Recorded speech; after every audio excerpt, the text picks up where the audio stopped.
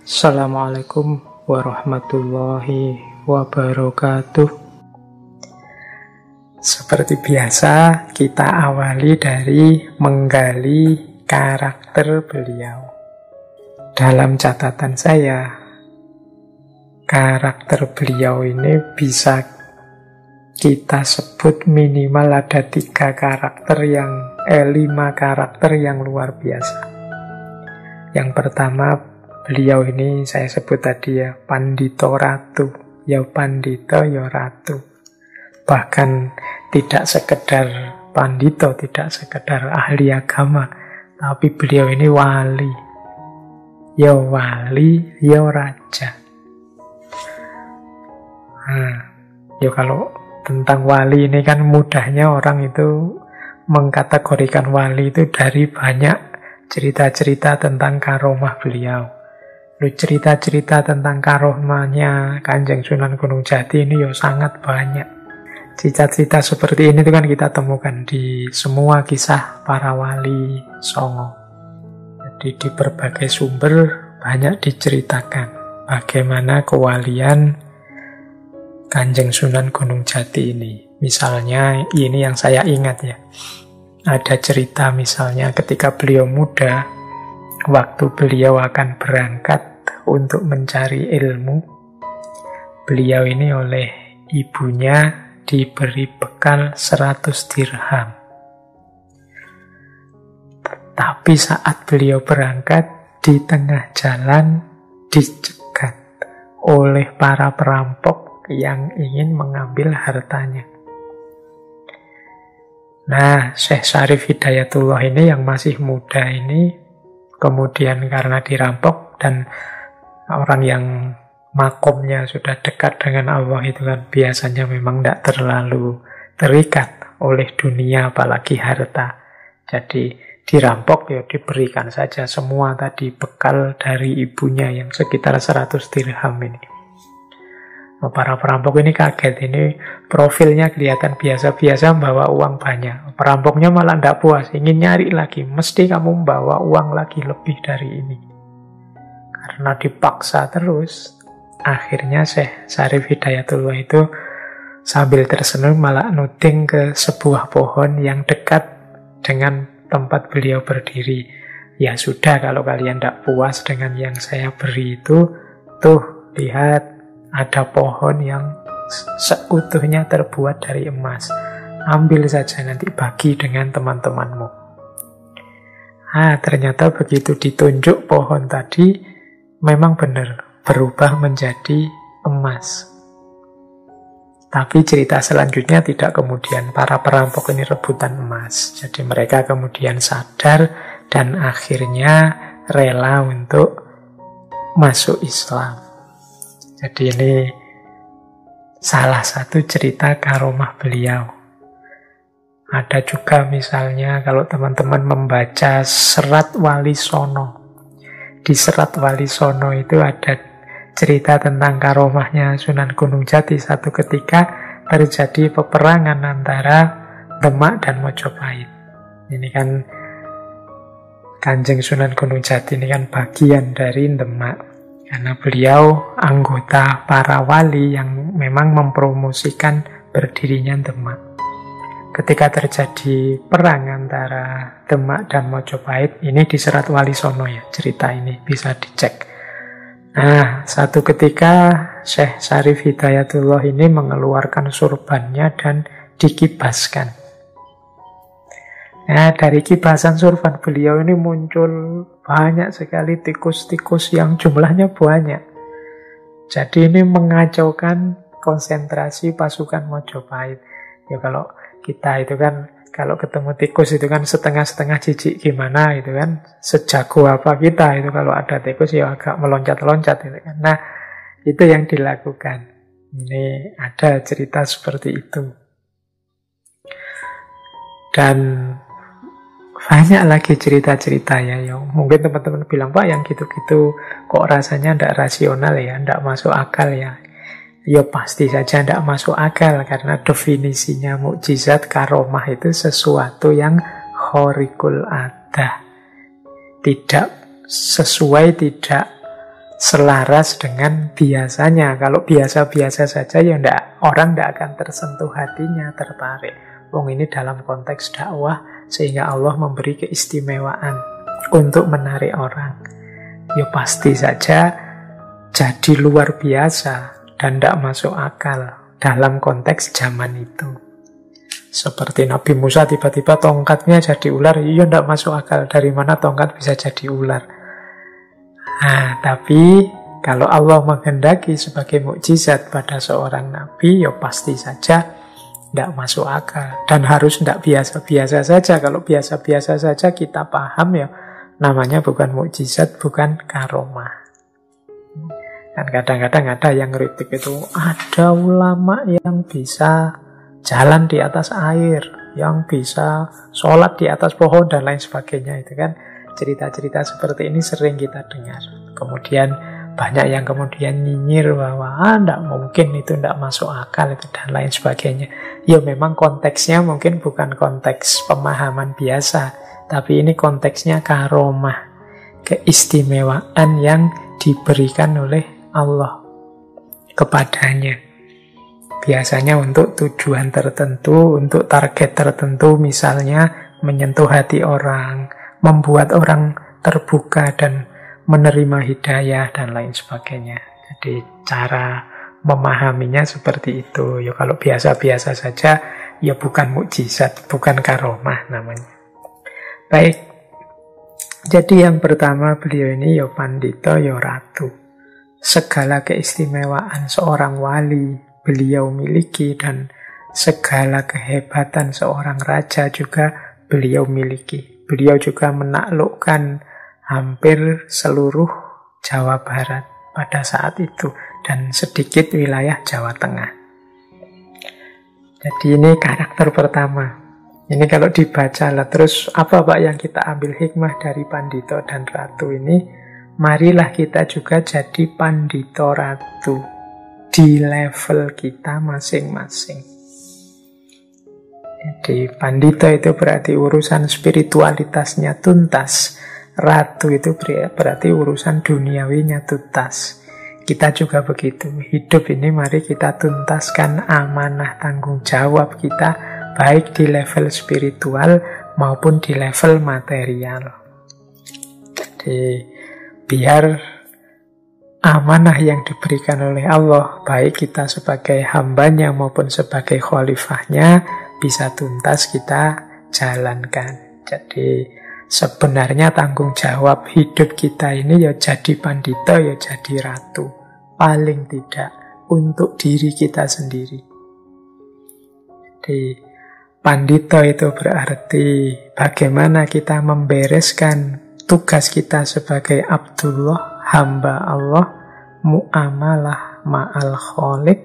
Sementara ratu itu bagaimana kita menuntaskan tanggung jawab kita sebagai khalifatullah, muamalah ma'al makhluk. Dan kalau dalam konteks Kanjeng Sunan Gunung Jati ini berarti sudah puncak kepanditoannya dan puncak keratuannya. Karena beliau ya raja, ya wali. Kemudian selanjutnya beliau ini juga seorang alim sekaligus arif. Alim itu berarti kaya ilmu, arif itu berarti kaya kebijaksanaan. Ini dua-duanya beliau miliki, nanti kita lihat ya. Siapa saja dan kepada siapa saja beliau berguru. Sehingga dari situ bisa kita bayangkan betapa memang luas wawasan beliau. Baik untuk urusan duniawi maupun untuk urusan ukhrawi. Jadi puncak kemampuan spiritual itu tampak dalam kearifan. Dan puncak kapasitas intelektual keilmuan itu tampak dalam kealiman. Jadi orang alim dan orang arif. Baik, jadi ini dua-duanya karakter beliau. Kemudian beliau ini juga sosok yang cerdas dan cerdik. Ini kata-katanya dekat, tapi ada makna yang berbeda. Cerdas itu berarti kapasitas. Kalau cerdik, ini cara mengelolanya. Ada orang cerdas tapi malas, sehingga karena tidak terlalu digunakan, kecerdasannya tidak kelihatan. Nah, itu namanya cerdas tapi tidak cerdik. Ada orang cerdik, tapi kok malah menyusahkan saja, Pak? Apa itu berarti orang cerdiknya tidak cerdas? Tidak sih, orang cerdik itu pasti cerdas, tapi mungkin dia tidak arif. Jadi cerdas, cerdik itu nanti nyambung sama alim dan arif. Jadi kecerdasan itu kapasitas. Kalau kecerdikan itu cara dia menerjemahkan kecerdasannya dalam hidup sehari-hari secara pas. Itu namanya cerdik.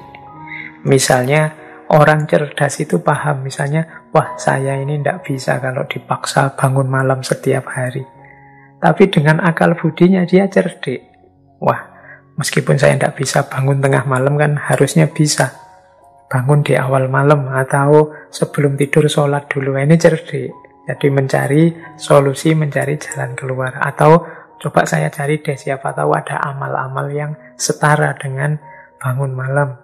Atau jadi ini orang cerdik itu dia mampu mendayagunakan kecerdasannya.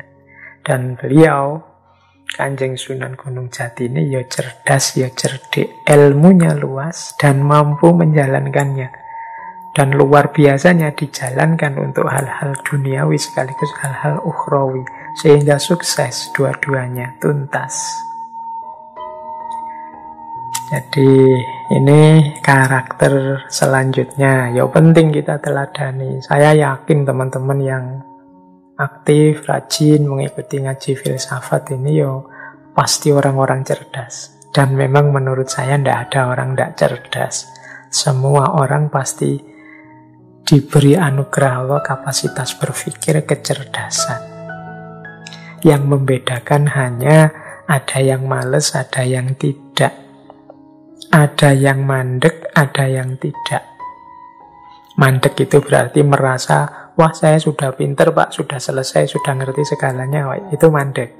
Kalau mandek ya cerdasnya hilang, berarti tidak operatif lagi, tidak cerdik lagi. Jadi harus cerdas dan harus cerdik. Memahami, mampu memahami dan menjalankan apa yang dipahami. Ini yang sudah dijalankan dengan sangat baik oleh Kanjeng Sunan Gunung Jati. Sejak muda beliau sangat gemar untuk belajar, untuk mencari ilmu.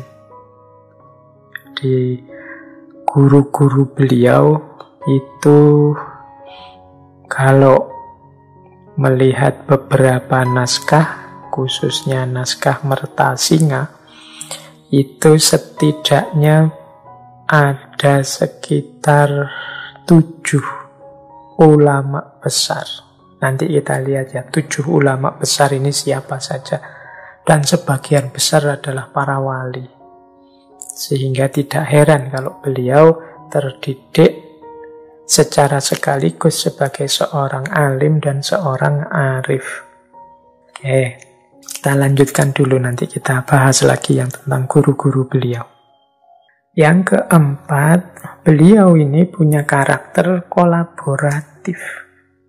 Kolaboratif itu maksudnya apa? Kesadaran bahwa aku tidak akan sukses, tujuanku tidak akan terpenuhi kalau aku menyendiri. Tidak mau bekerja sama dengan yang lain.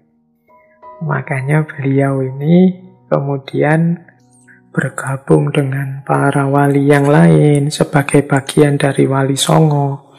Kemudian bekerja sama dengan para penguasa lokal. Bahkan juga terbuka bekerja sama dengan para pedagang yang lintas budaya, lintas agama, lintas ras dalam rangka memajukan perekonomian rakyat pada saat itu. Jadi ini karakter yang keempat, kolaboratif. Nanti akan lebih jelas di titik-titik mana beliau ini terbuka untuk bekerja sama, berkolaborasi. Tentu saja kolaborasi dalam hal-hal yang baik. Jadi ini penting kesadaran kita juga hari ini bahwa aku itu tidak mungkin sukses kalau hanya sendirian. Aku butuh yang lain. Entah dengan model apa, entah dengan kontribusi seperti apa. Tidak mungkin aku bisa sukses sendirian. Harus berkolaborasi, bekerjasama dengan yang lain. Kemudian yang kelima, di antara karakter beliau adalah toleran. Menarik ya, kita lihat tokoh-tokoh yang kita bahas bulan ini, hampir semuanya punya karakter toleran ini. Yang hari ini kadang-kadang ada yang menertawakan aspek toleransi ini. Padahal sepanjang sejarah justru toleransi inilah yang dipakai sebagai karakter yang digunakan sebagai jalan untuk menunjukkan keutamaan, keagungan agama kita dan sekaligus membuat orang tertarik. Kalau dalam konteks Kanjeng Sunan Gunung Jati ini, banyak cerita-cerita betapa beliau ini juga terbuka dan toleran. Seperti saya bilang tadi, di Cirebon itu ada pelabuhan-pelabuhan yang di situ ketemu banyak orang, ketemu orang dengan berbagai versi agama, ras, budaya, dan lain sebagainya. Nah, itu kalau kaku, kalau misalnya jangan kerjasama dengan orang asing, jangan kerjasama dengan yang tidak agamanya beda dan lain sebagainya, ya tidak jalan perekonomian saat itu. Dan itu menurut saya bagian dari kecerdasan juga dari Kanjeng Sunan Gunung Jati. Bahkan kalau teman-teman mau melihat kapan-kapan ya, coba datang ke Keraton Kasepuhan itu. Coba cermati di sana. Ada banyak ornamen-ornamen, pernak-pernik keraton itu yang kalau teman-teman jeli, di situ ada perpaduan sekaligus dari 3 agama. Hindu, Islam, Buddha. Juga ada budaya-budaya yang masuk, ada Jawa, ada Tiongkok, ada Eropa. Misalnya ya, coba cermati positioningnya keraton, kemudian alun-alun, kemudian masjid. Nah, ini kan khas Islam Nusantara saat itu. Jadi bagaimana keraton dekat dengan alun-alun, dekat masjid, ini penciri Islamnya. Sementara tembok keratonnya itu yang bentuknya batu bata merah, kemudian bentuk gapura dan arsitekturnya itu jelas itu pengaruh arsitektur zaman Mojopahit yang Hindu. Kemudian di situ ada Siti Hinggil, ada pendopo-pendopo kecil. Nah, itu kan representasi dari budaya Jawa yang masuk ke situ. Keramik-keramiknya, bahan keramik yang ada di sekeliling situ, coba cek. Itu kalau tidak Eropa ya Tiongkok. Kemudian teman-teman boleh datang ke tamannya. Ada Taman Bundaran Dewan Daru itu yang ada di tengah-tengah keraton. Di situ ada unsur Hindunya, misalnya dalam wujud lembu nandu, atau unsur Eropanya. Di situ ada meriam dari, katanya itu hadiah dari Raffles. Kemudian coba teman-teman cermati lagi di Kasepuhan itu ada kereta kencana, namanya kereta kencana Singabarong. Itu desain kereta itu ada ciri-ciri kerukunan antar agama. Di bagian depan kereta misalnya ada 3 hewan sekaligus. Gajah, Garuda, dan naga. Itu kalau tanya ke sana, gajah itu simbol dari agama Hindu. Garuda bersayap ini konotasinya adalah buruk. Buruk itu adanya dalam Islam. Sementara yang naga ini simbol dari Buddha. Jadi ini menarik akulturasi-akulturasi yang terjadi. Paling tidak menunjukkan saat itu ya sudah terbuka. Kemudian boleh teman-teman melihat, jadi ada satu wihara di Banten. Itu namanya wihara Avalokitesvara. Ini wihara yang dibangun oleh Kanjeng Sunan Gunung Jati. Kalau menurut ceritanya bareng dengan pembangunan Masjid Agung Banten yang lama. Ini sebagai simbol kerukunan antara dua agama dan dua budaya. Jadi ceritanya saat itu mulai masuk banyak masyarakat luar melalui pelabuhan, dan yang paling banyak adalah dari Tiongkok. Jadi di abad itu banyak ditemukan perahu-perahu Cina yang berlabuh di Banten. Tujuannya perdagangan. Jadi ini bisa teman-teman lihat misalnya di buku tentang catatan sejarah dari Yang Peterson Kuhn itu. Di situ cerita banyak sekali perahu-perahu Cina yang datang, dan orang-orang Cina yang memang niatnya berdagang ke sana, dan dengan jumlah lebih dari 1.300-an kepala keluarga di situ. Nah, pada awalnya memang muncul resisten. Ada beberapa masyarakat yang tidak mau, jadi menerima atau menjalin perdagangan dengan mereka ini. Sampai kemudian Kanjeng Sunan Gunung Jati turun tangan. Kemudian beliau mengkritik mereka yang eksklusif, mereka yang tidak mau membuka diri, berinteraksi dengan yang berbeda agama ini. Nah, setelah Kanjeng Sunan Gunung Jati turun tangan, kemudian masyarakat terbuka hatinya, akhirnya mau bersama-sama membangun Banten dan Cirebon, meskipun berbeda-beda suku, beda agama. Nah, sebagai simbol kerukunan itu kemudian dibangun Masjid Agung dan Wihara Avalokitesvara. Boleh teman-teman kalau ada waktu main-main ke sana melihat. Baik, jadi itu karakter toleran. Semoga karakter semacam ini masih hidup di tengah-tengah kita. Karena saya lihat ada beberapa penelitian terbaru itu yang kesimpulannya bahwa Indonesia ini sedang growing intolerance. Jadi sedang mulai tumbuh karakter tidak tolerannya, karakter egoisnya. Jadi tidak bisa menerima yang lain, ingin hidup sendiri saja. Nah, ya semoga tidak ya. Tapi kalau mulai ada indikasi ke sana, mari cepat-cepat kita obati. Karena ini akan jadi penyakit dalam hidup bersama di tengah masyarakat yang majemuk seperti Indonesia ini. Jadi berarti tadi ada paling tidak 5 karakter utama nih dari Kanjeng Sunan Gunung Jati. Yang pertama Pandito Ratu, yang menyimbolkan bagaimana kita harus hidup baik sebagai Abdullah maupun Khalifatullah.